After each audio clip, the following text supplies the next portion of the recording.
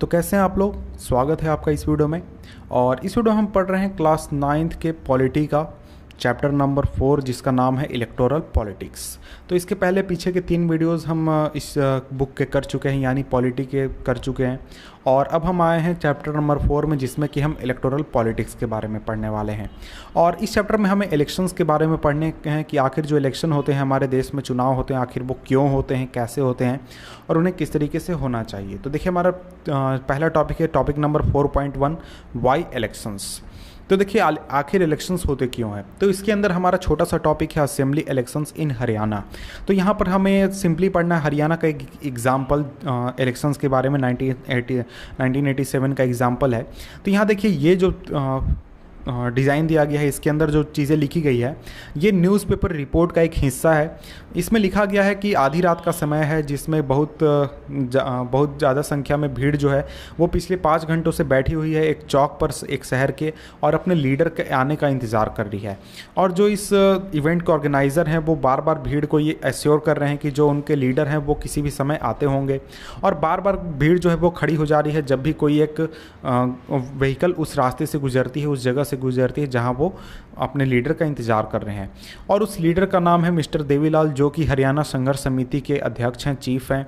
और वो करनाल में मीटिंग एड्रेस करने वाले हैं थर्सडे नाइट को। उनकी उम्र 76 साल है और वो बहुत ही बिजी मैन है इस समय में, क्योंकि वो सुबह 8 बजे से रात के 11 बजे तक मीटिंग करते हैं। और आज के दिन वो करीब 9 इलेक्शंस मीटिंग कर चुके हैं सुबह से, और लगातार वो पब्लिक मीटिंग्स को एड्रेस कर रहे हैं पिछले करीब 23 महीनों से, और इस इलेक्शन की तैयारी कर रहे हैं। तो ये देखिए ये न्यूज़पेपर रिपोर्ट थी, और ये एक इलेक्शन से रिलेटेड न्यूज़पेपर रिपोर्ट थी। अब इसके बैकग्राउंड को थोड़ा सा हम पढ़ लेते हैं हरियाणा के इलेक्शंस को। एक एग्जाम्पल है, इसको आपको पढ़ लेना चाहिए, लेकिन मुझे नहीं लगता कि इससे एग्जामिनेशन में कोई क्वेश्चन आने वाला है। और तो चलिए आइए पढ़ लेते हैं।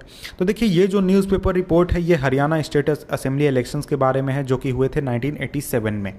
ये जो स्टेट था पहले रूल किया जाता था कांग्रेस पार्टी द्वारा, और कांग्रेस पार्टी की गवर्नमेंट द्वारा 1982 से, जो कि सरकार में थी।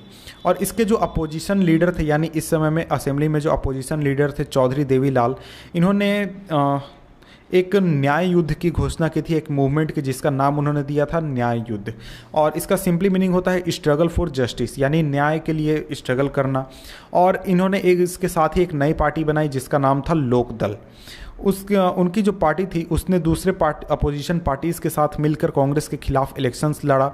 और इलेक्शन कैंपेन में देवीलाल ने कहा कि उनकी पार्टी अगर इलेक्शन जीतती है तो इलेक्शन जीतने के बाद जो गवर्नमेंट बनेगी उसका जो सबसे पहला काम होगा कि वो जो किसान है, छोटे किसान हैं और छोटे बिजनेसमैन हैं, उनके लोन्स को माफ़ कर देगी।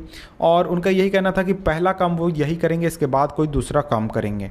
और जो लोग थे वो पिछले सरकार से बहुत ही अनहैप्पी थे, बहुत ही नाखुश थे, और इस वजह से वो इस देवीलाल की तरफ अट्रैक्ट हुए। इसके अलावा देवीलाल ने बहुत सारे प्रोमिसेस किए थे, उससे भी वो काफ़ी ज़्यादा प्रभावित हुए और काफ़ी ज़्यादा उनकी तरफ अट्रैक्ट हुए। तो इसके बाद जब इलेक्शंस हुए तो उन्होंने काफ़ी मतलब बढ़ चढ़कर इलेक्शन में पार्टिसिपेट किया और लोकदल को जिता दिया। और लोकदल और उसके पार्टनर्स ने 76 सीट्स जीती 90 सीटों में से स्टेट असेंबली की। और लोकदल को एक तरीके से पूर्ण बहुमत मिला असेंबली इलेक्शन में, और वहाँ पर लोकदल की सरकार बन गई। और जैसे ही इलेक्शन रिजल्ट्स अनाउंस हुए तो जो पहले सिटिंग चीफ मिनिस्टर थे उन्होंने रिज़ाइन कर दिया, और नया जो elected members of legislative assembly थे, यानी एमएलएज जो थे, उन्होंने देवीलाल को अपना लीडर चुना। और जो गवर्नर थे उन्होंने देवीलाल को बुलाया नया चीफ मिनिस्टर बनने के लिए। जब इलेक्शन के रिजल्ट डिक्लेयर हुए थे तो उसके 3 दिन बाद जो देवीलाल थे वो चीफ मिनिस्टर बन गए। और जैसे ही वो चीफ मिनिस्टर बने उनकी गवर्नमेंट ने एक ऑर्डर पास किया जिसमें कि जितने भी आउटस्टैंडिंग लोन्स थे स्मॉल फार्मर्स के, एग्रीकल्चर लेबरर्स के और स्मॉल बिजनेसमैन के, उनको एक तरीके से माफ़ कर दिया गया, उनको छोड़ दिया गया।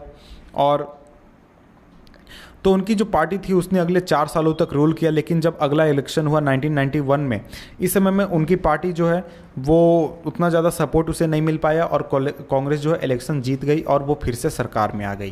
तो देखिए यहाँ पर हमने सिंपल एक इलेक्शन प्रोसेस का एक एग्जाम्पल देखा कि किस तरीके से इलेक्शंस हुए और किस तरीके से एक पार्टी हारी, दूसरी पार्टी आई और फिर वो पार्टी हार गई। तो एग्जाम्पल हमें एक तरीके से आगे के चीज़ों को समझने में हेल्प करेगा। तो देखिए अब हमारा मेन टॉपिक शुरू होता है यहाँ से। मेन जो चीज़ें हमें पढ़नी है वो यहाँ से शुरू होती है कि आखिर हमें इलेक्शंस की ज़रूरत क्यों है। Why do we need elections? आखिर इलेक्शंस हमारे देश में होने क्यों चाहिए, हमारे देश में क्या और भी जितने भी डेमोक्रेसीज़ है वहाँ पर इलेक्शंस क्यों होते हैं और होना ज़रूरी क्यों है। तो देखिए जो डेमोक्रेसी वर्ड है या फिर जो डेमोक्रेसी हम बात करते हैं, डेमोक्रेसी का एक बहुत ही बेसिक जो प्रिंसिपल है, बेसिक जो उसकी नीड है वो है इलेक्शंस होना। अगर कहीं पे इलेक्शंस नहीं होते हैं तो हम उसे किसी भी तरीके से डेमोक्रेसी नहीं कह सकते हैं। तो चैप्टर 1 में हमने ये नोट किया था, हमने ये देखा था कि 100 से भी ज़्यादा कंट्रीज़ हैं वर्ल्ड में जहाँ पर इलेक्शंस होते हैं ताकि लोग अपने रिप्रेजेंटेटिव को चुन सके, अपने लीडर्स को चुन सके। और हमने ये भी पढ़ा कि जो इलेक्शंस होते हैं वो बहुत सारे कंट्रीज़ में होते हैं जो कि डेमोक्रेटिक नहीं भी हैं। जहाँ पर हमने एग्जाम्पल देखा था चाइना का कि चाइना जो है वो डेमोक्रेटिक कंट्री नहीं है लेकिन वहाँ पर फिर भी इलेक्शंस होते हैं कुछ चीज़ों के लिए। लेकिन अब यहाँ पर बात आती है कि आखिर हमें इलेक्शंस की ज़रूरत क्यों पड़ती है। ऐसा क्या है इलेक्शन में कि हमें इलेक्शंस कराना ज़रूरी है और अगर हम इलेक्शन नहीं कराएं तो क्या हमें फ़र्क पड़ जाएगा। तो देखिए एक तरीके से आप इमेजिन करिए डेमोक्रेसी बिना इलेक्शंस के। डेमोक्रेसी का मतलब क्या होता है? डेमोक्रेसी का मतलब होता है एक ऐसा तंत्र जहां पर जो नॉर्मल पब्लिक है यानी आम जनता है वो अपने रिप्रेजेंटेटिव्स को चुनती है, अपने लीडर्स को चुनती है ताकि वो जनता के बदले में फैसले ले सके, मेजर डिसीजंस ले सके। तो क्या ऐसा हो सकता है कि डेमोक्रेसी रहे लेकिन डेमोक्रेसी में इलेक्शन ना हो? मेरे ख्याल से नहीं हो सकता है। A rule of the people is possible without any elections if all the people can sit together every day and take all decisions। तो देखिए यहाँ पर बहुत बड़ी बात की गई है कि डेमोक्रेसी जो है उसके अंदर इलेक्शंस के बिना चीज़ें चल सकती हैं। ये तभी पॉसिबल है जब जो जितनी भी जनता है जो कि एक देश के अंदर है वो सभी एक साथ बैठे और रोज़ दिन हर एक फैसले लेने के लिए और सारे डिसीजन खुद ब खुद ले। तो आप ही सोचिए क्या ये चीज़ पॉसिबल है इंडिया जैसे मुल्क में या फिर किसी और मुल्क में कि पूरी जो जनता है वो हर रोज़ बैठे और हर एक डिसीजन में वो पार्टिसिपेट करे? नहीं पॉसिबल है, क्योंकि लोगों के पास इतना समय नहीं है। लोग अपना काम करते हैं, बहुत सारी चीज़ें करते हैं और इसलिए उनके पास पॉसिबल नहीं है किसी भी लार्ज कम्युनिटी के लिए। तो हमने चैप्टर 2 में भी पढ़ा था कि ये जो चीज़ है ये पॉसिबल नहीं है किसी भी लार्ज कम्युनिटी के लिए और इंडिया जैसे कंट्री के लिए तो ये बिल्कुल भी पॉसिबल नहीं है। और ये भी पॉसिबल नहीं है कि जो हर एक जिस आदमी को पार्टिसिपेट करना है इस तरीके के मीटिंग के लिए उसके पास टाइम भी नहीं है और इन चीज़ों के बारे में जानकारी भी नहीं है, नॉलेज भी नहीं है सारे डिसीजन लेने के लिए सभी मैटर्स के ऊपर। देखिए यहाँ पर इलेक्शंस जो होते हैं इंडिया में उसमें तो लोग तो एक दिन के लिए वोट देने नहीं जाते हैं। जब हम इलेक्शंस में देखते हैं तो वोटर टर्नआउट परसेंटेज कितना था? तो 60%, 70%।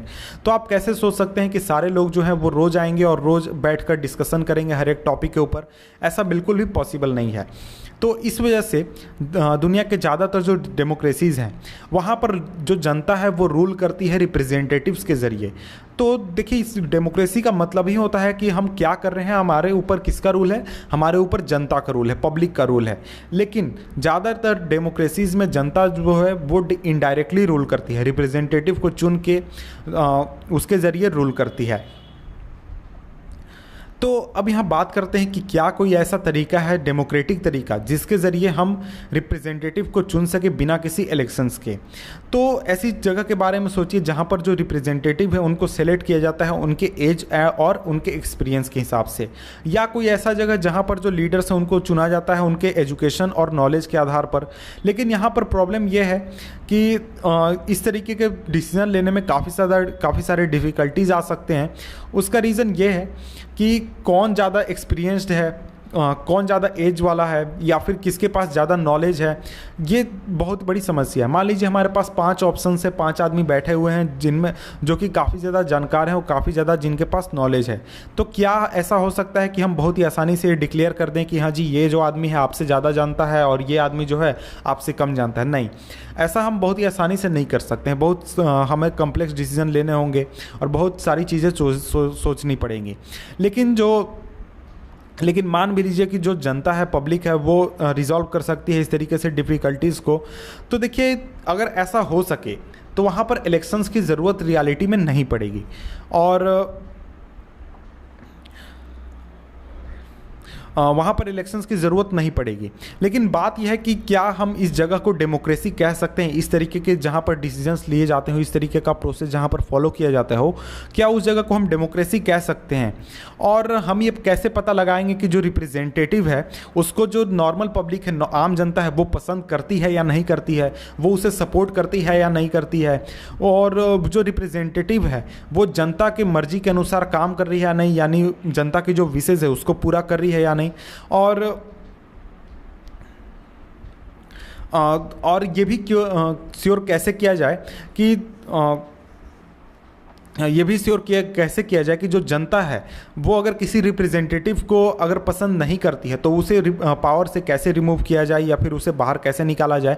तो इस तरीके के प्रॉब्लम जो है वो इस तरीके के सिचुएशन में आ सकते हैं, और इसके लिए एक तरीके के मैकेनिज्म की ज़रूरत होती है इस तरीके के क्वेश्चंस के आंसर के लिए, जहाँ पर जो पब्लिक है यानी लोग हैं वो आसानी से अपने रिप्रेजेंटेटिव को चुन सके एक रेगुलर इंटरवल पर, और उनको चेंज कर सके अगर वो रिप्रेजेंटेटिव उन्हें पसंद नहीं आते हैं तो। और इस मैकेनिज्म को हम कहते हैं इलेक्शन। तो देखिए इलेक्शन क्या है, तो इलेक्शन का डेफिनेशन एक तरीके से यहाँ पर आ गया। तो इलेक्शन एक तरीके का मैकेनिज्म है, इलेक्शन एक तरीके का मैकेनिज्म है जिसके ज़रिए लोग जो है एक रेगुलर इंटरवल पर एक रेगुलर टाइम पीरियड के बाद अपने रिप्रेजेंटेटिव को चुनते हैं, और अगर कोई पुराना रिप्रेजेंटेटिव उन्हें पसंद नहीं आता तो उसे वो बाहर कर सकते हैं। तो ये सिंपल एक तरीके से डेफिनेशन है इलेक्शन का। तो इसके बाद अब हम आगे देखते हैं। तो इसलिए इलेक्शन जो है ये बहुत ही एसेंशियल है हमारे समय के लिए और रिप्रेजेंटेटिव डेमोक्रेसी के लिए, जहाँ पर रिप्रेजेंटेटिव के ज़रिए जो देश है वो खुद के ऊपर रूल करता है, यानी जनता जो है वो खुद के ऊपर रूल करती है। तो देखिए एक इलेक्शन में जो जनता है वो बहुत सारे फैसले लेती है, बहुत सारे डिसीजन लेती है। जैसे वो डिसाइड करती है कि कौन वो व्यक्ति होगा जो कि उनके लिए कानून बनाएगा, उनके लिए लॉज बनाएगा, और जो जनता है वो ये भी चूज़ कर सकती है कि सरकार कौन बनाएगा और जो बड़े डिसीजंस है वो कौन लेगा। और जनता ये भी चुनती है कि कौन सी पार्टी होगी या फिर कौन सी आइडियोलॉजी होगी जो कि सरकार के प्रोसेस को या फिर लॉ मेकिंग को एक तरीके से गाइड करेगी, उसको दिशा देगी। ये सभी चीज़ें जो है वो जनता डिसीजन लेती है इलेक्शंस के साथ ही। तो देखिए इस वीडियो में इतना ही। नेक्स्ट वीडियो में हम पढ़ेंगे what makes an election democratic. तो मिलते हैं आपसे हम नेक्स्ट वीडियो में। नेक्स्ट वीडियो का लिंक मैं नीचे डिस्क्रिप्शन दे दूंगा, वहाँ से आप देख सकते हैं नेक्स्ट वीडियो। तब तक के लिए गुड बाय।